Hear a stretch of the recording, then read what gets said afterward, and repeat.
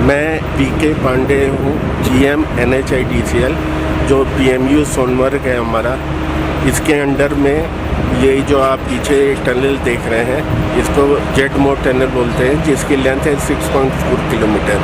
आज की डेट में दोनों टनल की एक्सकवेशन हो चुकी है, इसमें लाइनिंग का काम चल रहा है और इसका एंड डेट दिसंबर 2023 में है।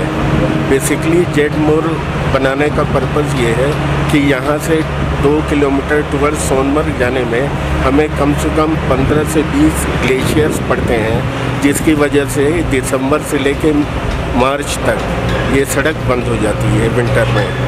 और इस टनल के बन जाने से सोनमर्ग के लिए through out the year connectivity बन जाएगी, जिससे टूरिज़्म को काफ़ी बढ़ावा मिलेगा। आपको पता होगा कि कश्मीर के मैप में सोनमर्ग का एक बहुत अच्छा टूरिस्ट डेस्टिनेशन के तौर पे नाम है और वो 8 महीने तो बढ़िया से चलता है, टूरिस्ट काफ़ी आते हैं, पर 4 महीने बंद होने की वजह से टूरिस्ट यहाँ पे आ नहीं पाते। और इसके टूरिस्ट के आने से एक फ़ायदा होगा कि यहाँ लोकल लोगों को, जैसे पुनी वाले हैं, स्नो बाइकिंग वाले हैं, गाइड्स वगैरह हैं, उनके लिए काफ़ी फ़ायदेमंद रहता है।